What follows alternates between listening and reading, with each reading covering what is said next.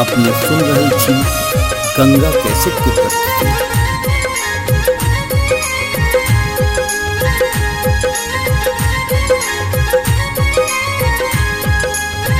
ये पान वाली गजब तोहर नैना चोरा लेलक चैना कहै छी ईमान सँ मोन करैयन जाई दोकान सँ।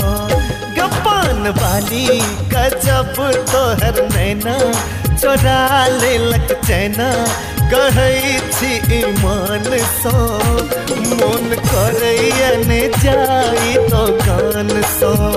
जो मोन करैयन जाई दोकान सँ।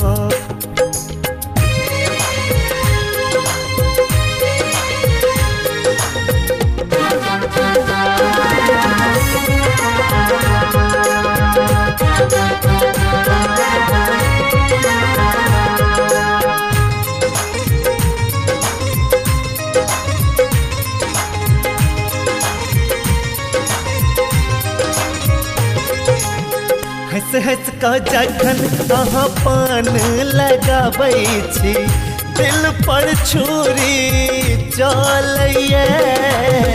नजर उठा कऽ अहाँ जखन तकै छी कोना कोना दन मोन करैए। गाल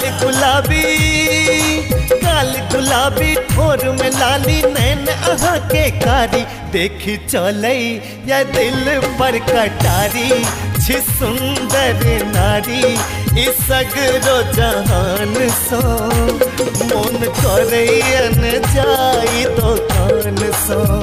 हम मोन करैयन जाई दोकान सँ।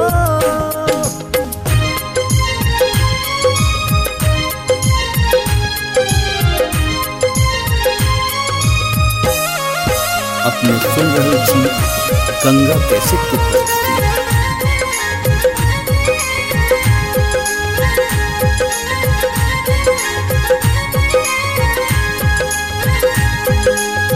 अहाँ सँ मिला खातिर सुनू ये सजनी पानक बहाने एतऽ आबै छी।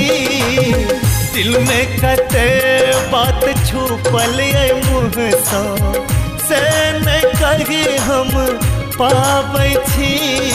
मोन करैया बन कऽ सजना लऽ जाई अपना अंगना मुदा की करू अहाँ के बाप तकैया ये सबटा देखैया किछु करब तऽ जब जान सँ। मोन करैयन जाई दोकान सँ। हम मोन करैयन जाई दोकान सँ। गपान वाली गजब तोहर नैना चोरा लेलक चैना कहै छी ईमान सँ मोन करैयन जाई दोकान सँ। हम मोन करैयन जाई दोकान सँ। हम मोन करैयन